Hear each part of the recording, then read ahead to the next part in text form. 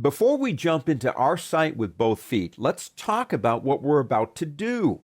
We're about to get into something that when I first started getting into it, I almost cried. Almost is the operative word. But I realized the power of what I was about to get into with HTML5 and CSS.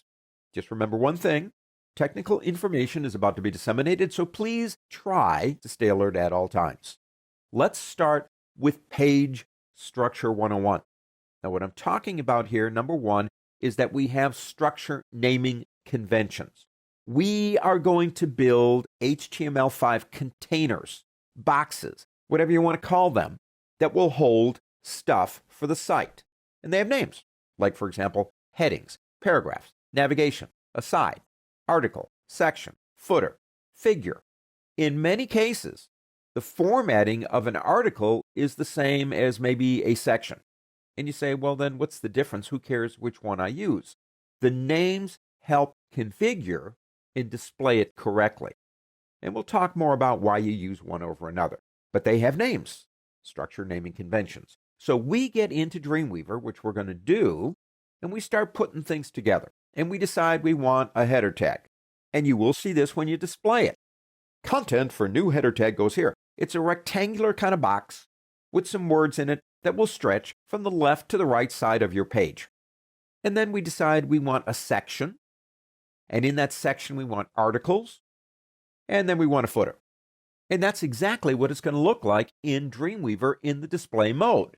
But what does Dreamweaver see? Well, depending on how we put it together, it might look something like this. There it is, header. Notice how it indents, indents, indents, comes back out again. That's what Dreamweaver sees. We're talking about a nested system for control, cascading.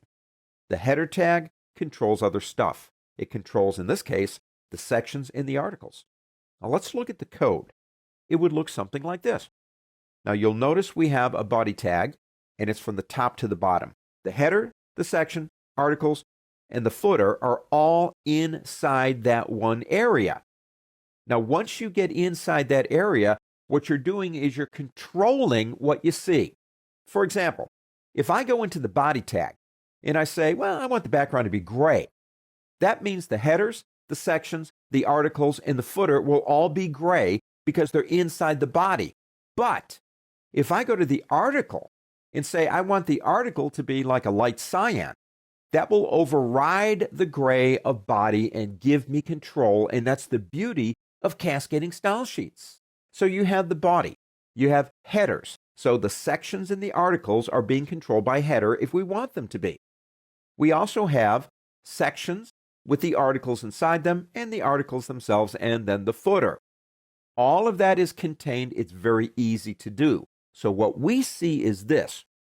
But after we format the text, and after we format the information inside the containers, it's going to go from that to this.